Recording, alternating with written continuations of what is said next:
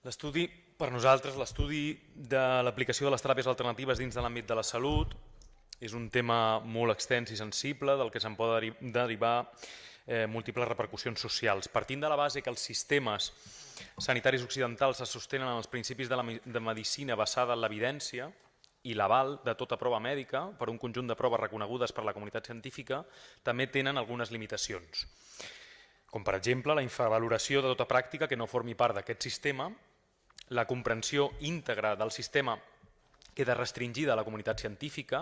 Aquest fet repercuteix en una possible sensació de dubte derivada del desconeixement de l'escala procedimental implicada en el desenvolupament de qualsevol producte o acte mèdic.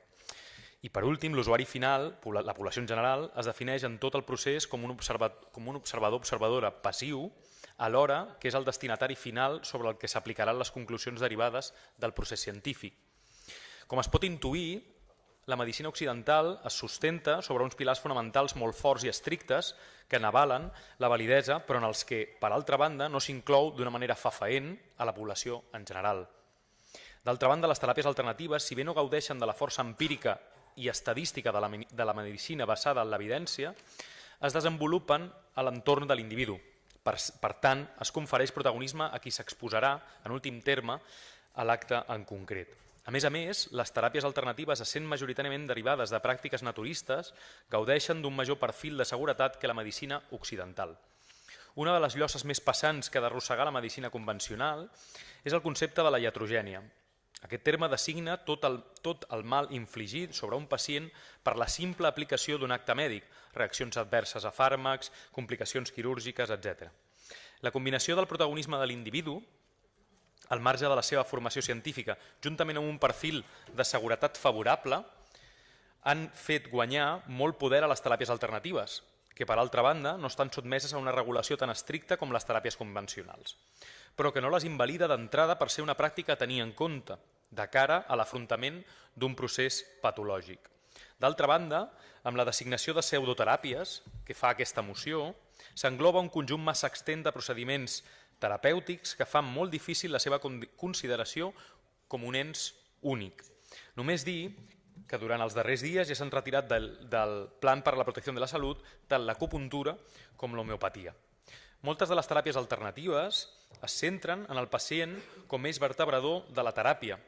El caràcter global de la sanitat pública, restringida pel temps, els recursos, les llistes d'espera, les retallades i la manca de priorització per a la prevenció, en un gran nombre d'ocasions repercuteix en un abandonament de l'esfera personal del malalt. Si bé la medicina occidental no contempla que s'hagi de produir sistemàticament aquest descuit de l'esfera personal, sí que és cert que molts professionals la deixen més al marge que d'altres dimensions del complex persona, malaltia, societat. Atenent el caràcter orgànic de les limitacions de la sanitat pública, aquesta vessant de les teràpies alternatives s'erigeix com un complement pràcticament indispensable dins de la curació de la malaltia. Existeixen proves empíriques que posen de relleu l'ús de certes teràpies alternatives en termes de guanys de qualitat de vida o en reducció de iatrogènia en combinació amb les teràpies convencionals, disposant, a més, d'un perfil de seguretat pràcticament òptim.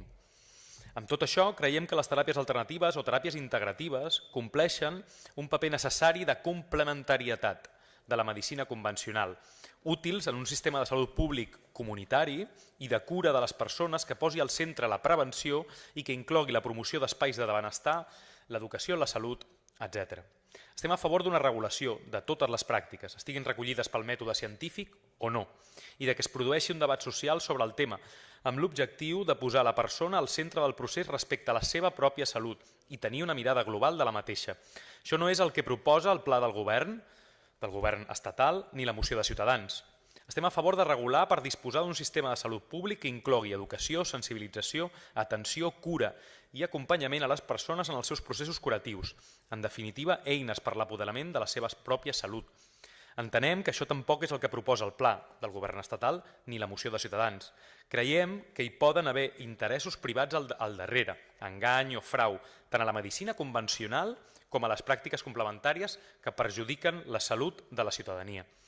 La relació entre investigacions científiques i la indústria farmacèutica La cronificació de malalties i la dependència dels malalts als fàrmacs no seria precisament el referent de model de salut per més mètode científic que hi tingui al darrere. Partim del fet que gran part de les teràpies complementàries no prometen curar, sinó que acompanyen, ajuden, milloren processos, tenen cura i especialment no van en contra de la medicina convencional, sinó a favor d'una visió de la salut molt més preventiva i que apodera persones i comunitat en els seus propis processos. La realitat és que la població practica i consumeix aquestes teràpies, no només per l'escenari de retallades i de falta d'inversió en sanitat, sinó perquè la medicina convencional és un element clau, però no únic, i que no abasta totes les respostes a les necessitats de la salut de les persones. Bé, què pot fer l'Ajuntament a l'Hospitalet com a treball de base i per anar a l'arrel de molts dels problemes de salut? Per exemple, invertir en donar resposta a la crisi habitacional i a la pobresa energètica, tenint clara i assumint la relació d'aquestes realitats amb els perjudicis per a la salut de molts dels nostres veïns i veïnes, com demostra l'informe Estudi Salut de l'UDESC. Denunciar les retallades en sanitat també pot fer i fer tot allò possible per oferir solucions des del municipi, però també promoure espais de prevenció i de pràctiques col·lectives d'autocura als barris, als CAPs, a les escoles, als instituts. Promoure campanyes d'informació sobre salut integral amb una mirada de complementarietat, poder rebre informació sobre què fer per a persones amb una malaltia, mentre que esperen el seu torn a la llista d'espera de la medicina convencional. Respecte al Centre de Medicina Xinesa, a l'antiga fàbrica Godoy Trias, creiem que atén més a criteris econòmics que de salut, que formen part més d'operacions, interessos i gestions econòmiques que no com a resultat de les necessitats expressades als processos participatius. En aquest sentit, com sempre, denunciem les operacions opaques fetes d'esquenes a la ciutadania, demanem també limitar la influència de grans empreses multinacionals i de projectes absolutament descontextualitzats. Com dèiem al principi, es tracta d'un tema molt extens i del que se'n deriven molts subtemes amb una gran repercussió social. Algunes conclusions que es podrien extreure de tot plegat serien les següents. En primer lloc, facilitar l'accés de les persones a la informació de tot tipus, adaptant-ne la que pugui quedar lluny de la seva comprensió. En segon lloc, definir l'espai de les teràpies alternatives com un adjuvant de la medicina tradicional. Educar, per una banda, la comunitat científica en l'ús d'aquestes teràpies per tal que puguin ser incloses a la pràctica mèdica habitual i, per altra banda, evitar el menyspreu de les teràpies habituals per part de terapeutes alternatius que puguin induir a l'abandonament de tractaments convencionals. En tercer lloc, redefinir les polítiques sanitàries i afavorir-ne una inversió que permeti incrementar el temps i la qualitat de l'atenció al pacient per part del personal sanitari. També mantenir la política restrictiva publicitària i comercial de la medicina convencional. Endurir els criteris de comercialització i publicitat de les teràpies alternatives, també. No invertir diners públics en centres de teràpies alternatives que no estiguin validades per la comunitat científica. Es podrien invertir aquestes quantitats en l'estudi científic de les teràpies alternatives, per exemple. Posteriorment, segons els resultats obtinguts, aplicar-ne el seu ús dins de l'àmbit públic si es considera oportú. I, per últim, insistir en l'educació sociosanitària des de la infantesa per ajudar a construir un esperit crític que permeti incrementar l'autonomia pel que fa a les decisions sobre el propi cos. Votarem, per tant, l'abstenció als 3 primers punts i a favor dels 3 últims, del quart, cinquè